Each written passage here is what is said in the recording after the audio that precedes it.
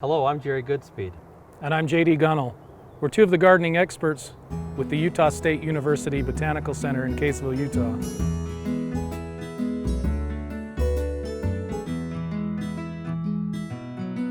Probably one of the most common questions we get is how to prune a rose. Now, I personally think roses are prima donna. There's a lot of problems associated with them, but they're probably one of the most common landscape shrubs sold. They love the beautiful roses, the colors of them, and even the aroma of them. But I'm with you, about any insect or disease that walks by attacks them. So you do have to be a little careful with them. So we're going to talk about how to prune them. And first, I think we're going to talk about what's the difference between a couple of the roses that are very common in your landscape. This is a Floribunda. And a Floribunda you can tell because it has 3 flowers or more per stem. So you get this multiple flowers per stem, as opposed to a hybrid tea where you normally are just going to get 1 flower per stem. And usually that flower is pretty good size. It's pretty big. So, and then there's a Grandiflora, which is just a little bit larger plant than the Floribunda is. Now, as far as timing goes on pruning, we're a little bit late this year. This has pushed already 4 to 6 inches of new growth. Typically, we want to prune roses when the buds have just barely started to swell in the early spring. And even though we are a little bit late, it's no problem at all. You're not going to hurt the rose by pruning it. And a lot of times I don't even get to it till this time of the year. I'm busy pruning other things.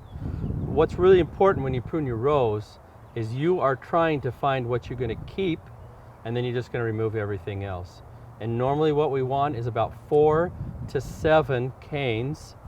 That the cane should be about somewhere the width of your finger, maybe your thumb, and you want those canes to be pointed out so that the rose can get as much air into it as you can. So if I'm looking at this particular plant, I'm going to say, look at here, I've got this cane pointing out, I've got some other ones, 1, 2, 3, 4, 5. I can find about 5 or 6 good canes in here. The rest I'm going to remove right back to the crown. And when I do cut and when I do prune these, I'm going to prune them so that they're about 18 inches high, and I'm going to prune them to an outside bud. In other words, I'm looking for a bud that is growing out. And this is one of the reasons that we wait until a little bit later till we see some growth before we prune them. We can tell which directions it's going to grow. We want it growing away from the crown. And sometimes you do get dieback on them, and so you can know what's already dead anyway. Now, once you've selected the 4 to 7 canes you're going to keep, you'll prune them down.